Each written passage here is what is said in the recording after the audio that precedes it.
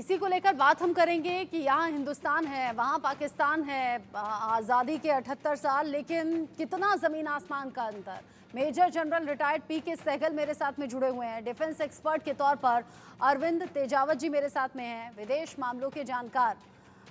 Major general Sehgal, जिस तरीके से पाकिस्तान से खबरें सामने आती हैं, पाकिस्तान की आवाम में तो त्राहिमाम मचा है, लेकिन हुक्मरानों पर न कल फर्क पड़ता था ना आज फर्क पड़ता है, या फिर ये कहिए कि फर्क पड़ता है तो वो झुंझुलाहट में निकलता है जब आतंकी साजिशें हम यहाँ हिंदुस्तान में होती हुई देखते हैं।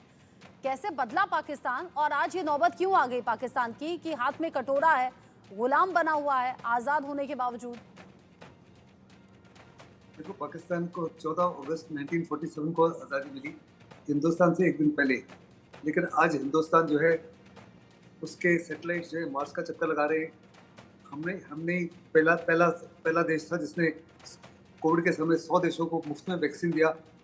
जब यूक्रेन रशिया की लड़ाई हुई तो 84 देशों को हमने खाद्यान्न दिया, खाना खाना दिया। हर प्रकार से हम पूरी दुनिया की सहायता कर रहे हैं। और पाकिस्तान क्या क्या दे रहा है दुनिया को? आतंकवाद। चाहे आतंकवाद का कोई भी हादसा हिंदुस्तान में हो या साउथ एशिया में हो या यूरोप में हो या अमेरिका में हो, पाकिस्तान डायरेक्टली और इनडायरेक्टली इन्वॉल्व है। पाकिस्तान के इस हद तक बदतर जो है, वहाँ इंफ्रास्ट्रक्चर नहीं है, हेल्थ केयर नहीं है, एजुकेशन नहीं है। आप लोगों को तो देखो, गरीबी से एब्सोल्युटली फंसे हुए हैं। वहाँ पॉलिटिकल स्टेबिलिटी नहीं है, इकोनॉमिक स्टेबिलिटी नहीं है। मिलिट्री भी उनकी काफ़ी से ज़्यादा कमज़ोर होती जा रही है क्योंकि आतंकवाद से जुड़ रही है। और स्पिरिचुअल बैंक्रप्सी भी हो गई है। उनका इस माफी इतना गिर जाना का मुख्य कारण है कि वहाँ की सरकारें जो है कम्प्लीटली करप्ट रही है। वहाँ शुरू से ही आर्मी को ने ऑलमोस्ट 30 to 40% बजट जो है आर्मी ने संभाल लिया है और केवल उसके लिए आतंकवाद के लिए इस्तेमाल करते हैं। और आर्मी ने सारे अपने अपने बड़ी प्रॉपर्टीज ले ली है। 80% इंडस्ट्री जो है आर्मी वालों के पास में है। सारी के सारे जो बड़े इंपॉर्टेंट पोर्टफोलियोज है आर्मी के पास में, जबकि उनके पास उस माफी का कोई तजर्बा या एक्सपर्टीज नहीं है उसको रन करने के लिए। फिर वहाँ की जो सरकारें हैं, अगर आपको याद है जो वहाँ के भी प्रेसिडेंट है बिलावल भुट्टो के फादर, उनको कहा जाता था मिस्टर 10%। वो सबसे सबसे ज़्यादा एक किस्म से भ्रष्टाचार में फंसे हुए थे। उसके बाद वो आज पाकिस्तान के प्रेसिडेंट है। अगर पाकिस्तान को इस दुर्दशा से निकलना है तो भी समय आ गया कि वहाँ के स्टूडेंट्स भी बिल्कुल बांग्लादेश की तरह बगावत में आए और मिलिट्री को मार मार के बैरक्स में भेजे। बांग्लादेश में साफ तौर पर उन्होंने कहा कि हम शेख हसीना को हटा रहे हैं, लेकिन हमको मिलिट्री डिक्टेटरशिप नहीं चाहिए। हम नहीं चाहेंगे किसी भी हालत में मिलिट्री रूल आए, क्योंकि मिलिट्री उससे भी बदतर होगी, उससे भी ज़्यादा डिक्टेटोरियल होगी, उससे भी ज़्यादा नुकसानदेह होगी। अभी पाकिस्तान के अवाम को भी साफ तौर पर नजर आना चाहिए, उनकी मुसीबत की जड़ जो है उनकी अपनी फौज है। और जब तक वहाँ तक वो फौज कायम रहेगी, पाकिस्तान की दुर्दशा इससे भी बदतर होती जाएगी। यानी पाकिस्तान के हालात अभी दूर दूर तक सुधरते हुए तो कहीं दिखते नहीं। आप कह रहे हैं बांग्लादेश का जिक्र करते हुए कि जो बांग्लादेश में हुआ उसकी झलक पाकिस्तान में दिखने अब लगी है। अरविंद तेजावत जी, जो स्थिति अभी पाकिस्तान की है उसमें सबसे बड़ा रीजन आपको क्या लगता है? सबसे बड़ी बात तो ये है, हुक्मरान कोई भी हो, सरकार कोई भी हो, आती है अपनी जेब भरती है, अपने परिवार का भला करती है, अपने परिवार को विदेशों में बसा देती है या फिर इन फ्यूचर खुद के बसाने की तैयारी रखती है, लेकिन भूखी मरती है पाकिस्तानी आवाम।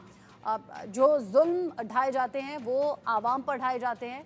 कुल मिलाकर पिसती है जनता। और आज जब 78 साल पूरे हो गए तो भी कोई सुधार नहीं, किसी तरीके से कोई आशा नहीं। बिल्कुल रचना जी, आप बिल्कुल सही बात बोल रही हैं।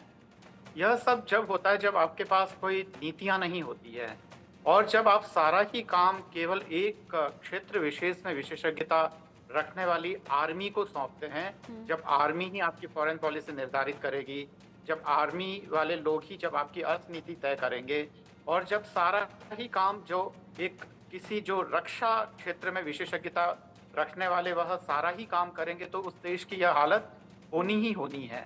तो इसके प्रतिरोध में ऐसा नहीं है कि जनता ने विद्रोह नहीं किया। यह केवल पाकिस्तान की ही बात नहीं है। आप देखिए कि जो श्रीलंका में जो जन विद्रोह हुआ था और सरकार के खिलाफ की महंगाई के बाद में वहाँ के हुक्मरानों को भागना पड़ा था, और उसके बाद में जो रानिल विक्रमसिंघे है वो वहाँ के राष्ट्रपति बने और एक तरीके से स्थिति को भारत की मदद से काबू किया गया। हम बांग्लादेश में देख रहे हैं, आरक्षण के मुद्दे पर बात हुई, पर बहुत सारे जो सम्मानित अखबार और वो लिख रहे हैं जिनका कि एक बौद्धिक जो समझ को लेकर जो दुनिया भर में इज्जत है, वो बांग्लादेश को लेकर ये लिख रहे हैं कि इसके पीछे केवल वह आरक्षण ही नहीं था, इसके पीछे मूल में आर्थिक कारण थे। तो आज पाकिस्तान जिस बिला पे बना है द्विराष्ट्र सिद्धांत कि हिंदू और मुसलमान दो अलग अलग देश हैं और हम अलग अलग रहेंगे, आज मुझे लगता है कि उस पे वहीं के हुक्मरानों को एक है कि वो जो पूरा ही सिद्धांत है वह फेल हो चुका है और उसका नुकसान पाकिस्तान को ही नहीं भारत को भी हुआ है। हमने 4 युद्ध झेले हैं, उसके बाद में जो एक छद्म युद्ध है वो झेला है और उसका फायदा किसका हुआ?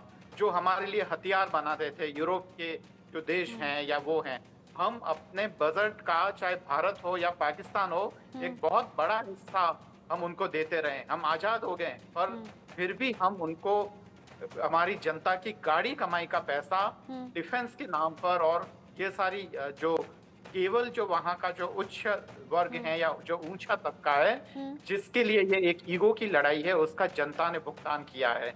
और कोई आश्चर्य नहीं होगा यदि श्रीलंका और बांग्लादेश के बाद में जन विद्रोह अगर पाकिस्तान में आरंभ हो जाए, तो मुझे लगता है और कि जो उसकी अगला शुरुआत तो हो जो गई है। जमाते इस्लामी ने सीधे सीधे धमकी दे दी है। मतलब जो साजिश जो अभी तक बांग्लादेश के लिए सामने आ रही थी कि आईएसआई इसके पीछे है, जमाते इस्लामी इसके पीछे है, पाकिस्तान का हाथ है, चीन ने भी उधर से दे दिया पाकिस्तान को, वही हालात अब पाकिस्तान के सामने भी आते हुए दिख रहे हैं। अरविंद जी, जो गड्ढा दूसरों के लिए बोया खोदा, उसी गड्ढे में गिरता हुआ पाकिस्तान खुद नजर आ रहा है। यानी कांटे अगर बोए तो वही कांटे अब चुभने लगे हैं पाकिस्तान को। बिल्कुल रचना जी, आप सही कह रहे हैं।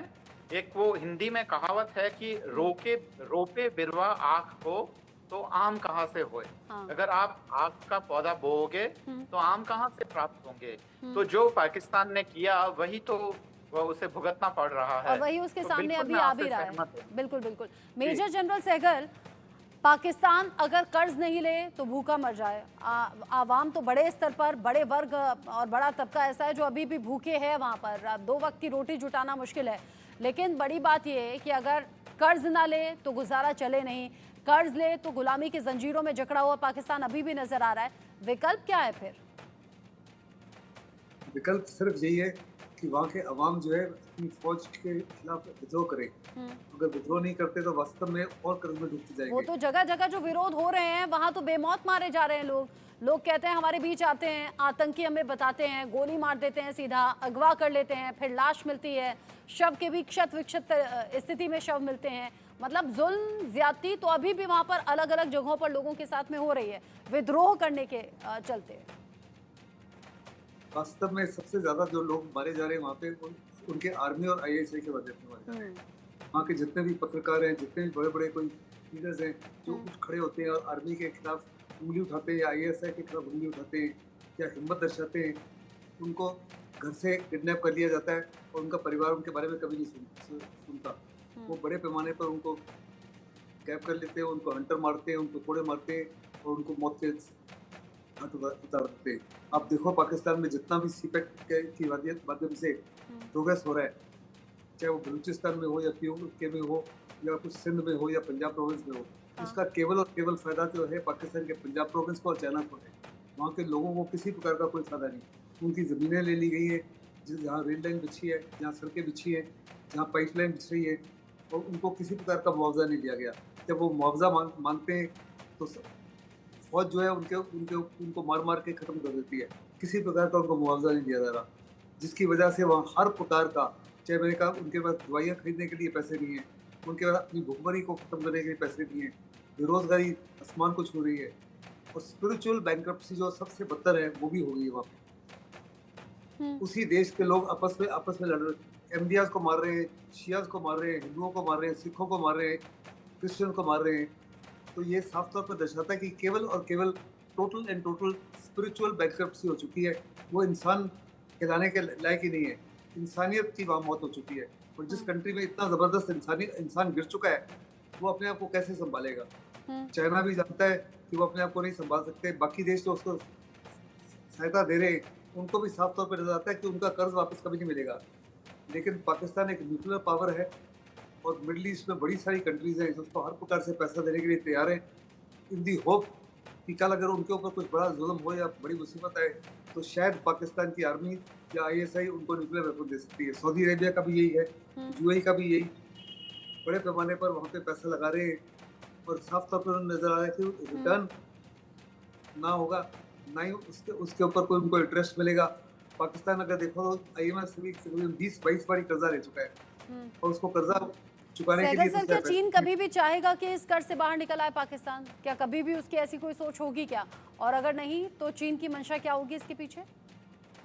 देखो, चीन तो चाहता है कि पाकिस्तान को इस दुर्दशा से निकाले, लेकिन पाकिस्तान के अवाम जो और पाकिस्तान की आर्मी जो है उनकी जो नीतियां हैं वो इतनी बदतर है कि साफ तौर पे दुनिया को नजर आ रहा है कि पाकिस्तान इससे कभी भी बाहर नहीं निकल सकता। हाँ। और चीन जो इसी सिचुएशन को एक्सप्लॉइट कर रहा है, गोदार उसने खरीद लिया है। अभी वो पीओके को 99% लीज पे लेना चाहता है। फिर वो कह रहा है कि आए दिन बलूचिस्तान में सीपेक के ऊपर हमले हो रहे हैं। अभी उसकी कोशिश है कि वहाँ पे पाकिस्तान नहीं, चीन की आर्मी की एक डिवीजन को, ये 1 या 2 डिवीजन को रखा जाए जिसकी बदौलत वो खुद उसकी प्रोटेक्शन करे। फिर चीन बड़े पैमाने पर कोशिश कर रहा है कि कराची के साउथ में 1 और 2 आइलैंड्स हैं, उन आइलैंड्स को खरीदना चाहता है वहाँ पे अपना एयरबेस बनाने के लिए, ताकि हिंदुस्तान को ज्यादा नुकसान पहुंचा सके। अच्छा, ये तमाम अरविंद तेजावत जी, जिस मुल्क की आवाम सड़कों पर आ गए, विद्रोह लंबे वक्त से चलता रहा, लंबे वक्त से अपनी बेसिक सुविधाओं, बेसिक अधिकारों को लेकर अगर आवाम सड़कों पर है, वो देश कभी तरक्की कर सकता है क्या? और चूंकि पाकिस्तान की हिस्ट्री रही है, बड़ी अनिश्चित सी वहाँ सरकार रहती है, स्टेबल नहीं रहती, राजनीतिक संकट लगभग हमेशा बना रहता है। ये भी पाकिस्तान को गुलाम बनाने, हाथ में कटोरा थमाने के लिए बड़ी वजहों में से एक है क्या? हाँ, बिल्कुल ठीक है। जिस देश की आवाम अगर वह शांत नहीं है, वह विद्रोह पे उतारू है, तो आप देखिए, अगर हम हमारे घर के हर रोज शीशे तोड़ के उनको नए सिरे से बनाते रहे तो हमारा सारा पैसा तो उसी में खर्च हो जाएगा। और जब कहीं पे भी दंगे होते हैं, चाहे वो कोई सा भी देश हो दक्षिण एशिया का, तो जहां कहीं पे भी दंगे होते हैं, हजारों करोड़ों रुपए बर्बाद होते हैं। उनको वापस दोबारा से बनाने में जो रेलवे लाइनें आप ठप करते हैं, वो पूरा जो ट्रांसपोर्टेशन ठप हो जाता है। या और ये केवल छोटे से उदाहरण हैं, ऐसी तमाम चीजें हैं। पर यहाँ पे मैं जो सहगल साहब की बात को आगे बढ़ाते हुए एक चीज जो कहना चाहूंगा कि इसका उपाय क्या है, आपने पूछा भी था उनसे। इन सब का उपाय वही है जो हमने लाहौर और शिमला समझौते में हमने जो तय किया था, वही करना होगा। दोनों ही मुल्कों के बीच में भाईचारा बढ़ाइए, भारत के साथ व्यापार करिए। आप चीन को कह रहे हैं कि हमारे यहाँ कश्मीर में आके जिसको वो आज़ाद कश्मीर कहते हैं और हम लोग उसको पाक ऑक्युपाइड कश्मीर कहते हैं, तो जो वहाँ पे जो बांध बनाने के लिए वो चीन की मदद लेते हैं, भारत की एक्सपर्टीज का वो लोग क्यों नहीं उपयोग करते हैं? ठीक वैसे ही बहुत सारी चीजें हैं जो कि पाकिस्तान भारत से सस्ती दरों पे खरीद सकता है, जिसका फायदा भारत को भी होगा। बमुश्किल वह 3% की दर से वह अपने यहाँ विकास कर रहा है, भारत वहीं उससे 4 गुना विकास कर रहा है और चीन हम इन दोनों ही मुल्कों से तेजी से विकास कर रहा है। तो कहीं ना कहीं ये देखना होगा, जो यहाँ की जनता है उसमें अनरेस्ट बहुत भारी असंतोष है। और मैं आपको यकीन दिलाता हूँ रचना जी की आगे आने वाले समय में ये जो पूरा दक्षिण एशिया है, आप और हम दोनों अपने जीवन में इस चीज के साक्षी होंगे कि इस पूरे ही जो दक्षिण एशिया है, इसमें एक बहुत बड़ा विद्रोह होगा जो कि हमें दिखाई दे रहा है। श्रीलंका का मामला देखिए, बांग्लादेश का देखिए, नेपाल में कुछ वर्षों पहले राजशाही के खिलाफ पूरा हुआ है। तो हम सभी लोग साथी होंगे उस तरीके के। उम्मीद है कि एक जो अच्छा सुनहरा भविष्य हम सब इस जो प्रदेश, जो इस भू क्षेत्र के लोग हैं वो लिखेंगे। तो 50 साल में देखिए कि क्या होता है आगे आने वाले समय में। जी सहगल सर, किसी भी देश में ये स्थिति आ जाना जो हमने श्रीलंका में देखी है, जो हमने बांग्लादेश में देखी है और पाकिस्तान में उसके बहुत ज़्यादा हद तक चांसेस हैं कि पाकिस्तान में भी वैसी तस्वीरें देखें, उसमें एक मेन वजह लोकतंत्र खत्म होना भी है क्या? लोगों को बोलने की आज़ादी छिन जाना, लोगों से उनके अधिकार छिन जाना, लोकतंत्र के जो अधिकार हैं वो छिन जाना और तानाशाही दिखाना। मैं आपके क्वेश्चन से बिल्कुल सहमत हूँ। सबसे बड़ा कारण यही है, कंप्लीट डेमोक्रेसी, कंप्लीट ऑटोक्रेसी। और किसी प्रकार से आप लोगों के विचार सुनते नहीं, लोगों की भावना को सुनते नहीं। अगर वो सुनाने की कोशिश करते तो उनको खत्म कर देते हो। ऐसे में किसी प्रकार का कोई सुधार नहीं हो सकता। और पाकिस्तान में अगर यही इसी माफी की कार्रवाई रही तो मुझे नहीं लगता कि अगले 5 या 10 साल में Pakistan will be the Pakistan that you and I today know. Pakistan के 4 हिस्से हो सकते हैं, सिंध अलग हो सकता है, बलूचिस्तान अलग हो सकता है, पाकिस्तान ऑक्यूपाइड कश्मीर अलग हो सकता है और फाता एरिया अलग हो सकता है। बहुत बड़े पैमाने पर पंजाब प्रोविंस के खिलाफ सब विरोध कर रहे हैं। ऐसे में पाकिस्तान को इकट्ठा रखना भी बहुत ही मुश्किल हो जाएगा, जितनी मर्जी कोशिश कर ले चीन। लेकिन चीन जो है, चीन है, अमेरिका है, सऊदी अरेबिया है और कुछ और कंट्रीज जो है वो पूरी कोशिश करेंगी पाकिस्तान को टूटने से रोकने के लिए। लेकिन पाकिस्तान की अगर यही करतूत रही और उनकी फौज जो है तकरीबन 30 से 40% पैसा अभी भी इस्तेमाल करती रही हिंदुस्तान को बर्बाद करने के लिए, हिंदुस्तान की इकोनॉमी को बर्बाद करने के लिए, यहाँ ड्रग्स भेजने के लिए, यहाँ आतंकवाद को फैलाने के लिए। पाकिस्तान जो है किसी प्रकार से अपने आप को स्थिर नहीं कर सकता, अपने आप को खड़ा नहीं कर सकता, अपने आप को मजबूत यानी नहीं कर कि 78 साल पहले अलग होकर खुद पर इतराने वाला पाकिस्तान आज खंड खंड होने के लिए तैयार है। तेजावत जी, अगर मैं गलत नहीं हूं तो? बिल्कुल आप सही कह रही हैं। मैं आपकी बात से पूरी तरह से सहमत हूँ और पर इसका नुकसान हमें भी होगा क्योंकि वह हमारा पड़ोसी मुल्क है। तो वहाँ अगर अराजकता या अव्यवस्था फैलती है तो कुछ छींटे तो हम तक भी आएंगे। तो देखते हैं कि आगे क्या होता है। अच्छा, ये पाकिस्तान जो खुद से अपने आप को संभाले नहीं संभाल पा रहा, लेकिन रह रहकर यहाँ भारत विरोधी गतिविधियां अंजाम देने की फिराक में रहता है या फिर कुछ कोशिशें अंजाम दे भी देता है, इसके पीछे मंशा आपको क्या लगती है? इसके पीछे जो वहाँ की जो पॉलिटिकल लीडरशिप है उसके वेस्टेड इंटरेस्ट हैं। और बिल्कुल जो आपसे सहगल साहब से आपने जो पूछा था कि ये दरअसल ये जो सारा कुछ हो रहा है क्या प्रजातंत्र ठीक से काम नहीं करने के कारण होता है। तो निश्चित तौर पे जब ये जो विद्रोह फूटते हैं तो इसके मूल में कारण यही होता है कि जब प्रजातंत्र की आड़ में जब अभिजात तंत्र काम करता है, जिसको हम एरिस्टोक्रेसी बोलते हैं, तो डेमोक्रेसी की जगह एरिस्टोक्रेसी होगी तो फिर क्या होगा, वह कुछ ना कुछ रास्ता तो ढूंढेगा ना।